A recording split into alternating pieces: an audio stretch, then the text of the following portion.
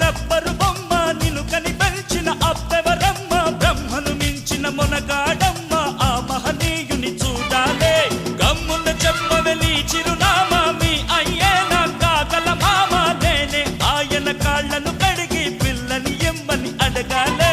కొంపను ముంచకే వంపుల పాప అమ్మమ్మో